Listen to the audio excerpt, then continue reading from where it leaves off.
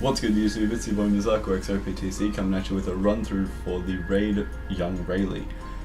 Straight up, I get that this team looks pretty daunting being that it's 4 legends, but immediately Cavendish is easily replaced by Zoro, 3-day 2-year, the one that Bruce slashes for 2 turns. When we get into the stage, take out everything that's on a 1-turn cooldown, leave Buggy alive because he's going to buff you for 99 turns, or like the rest of the raid. Which it's kind of useful, makes getting recovery orbs a bit harder, but that's fine. From here I start looking for a Dex orb for Doffy because we're going to need that on the next stage. It's really important because the mobs at the front are like super annoying. The guy at the front, he's going to bind Dex units for 5 turns if you let him attack, not quick ones, so that's different, I suppose. Take him out, it's easy to stall, especially with Kizaru, considering the -2 turns at the start, -2, -1, I don't remember, plus cooldown sockets. That's alright.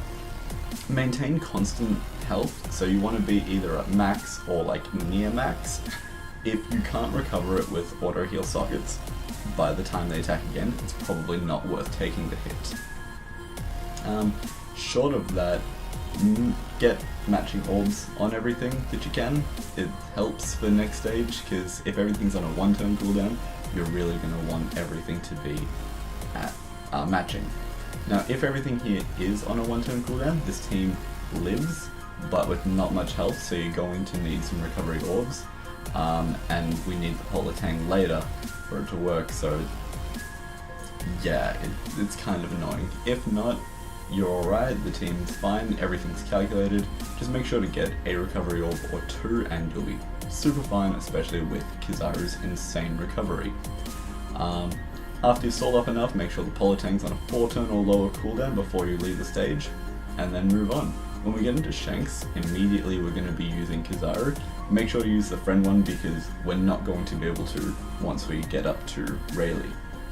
Just attack with your proper attacking order to capitalize on damage. Shanks is going to be dealing about a bit over 8,000 damage every turn while his buffs are around, so just stall that out. Make sure to get 1 recovery orb if you can, not 2 or 3 or more.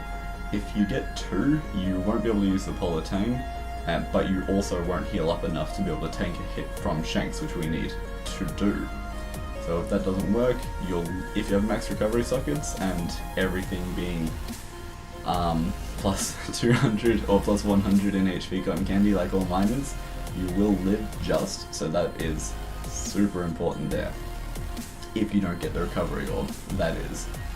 Use Kizaru again to take out Shanks and then move on to the next stage. This is it, we're up to Young Rayleigh. This is super exciting.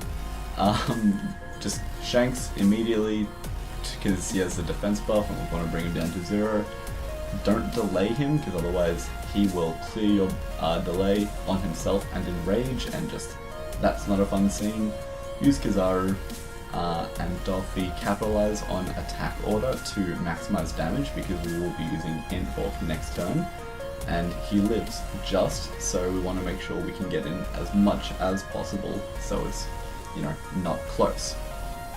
After he shuffles your orbs, just Inhawk, Cavendish, and like he's on basically no health, so just hit it, don't miss. That is the worst feeling, when somehow you miss with it. Yeah, because then it's just like, wow, the entire raid was nothing. It's not the fastest team, I know, but it gets the job done. And yeah, that's it, that's Young Rayleigh, so make sure to like, comment, and subscribe. Peace.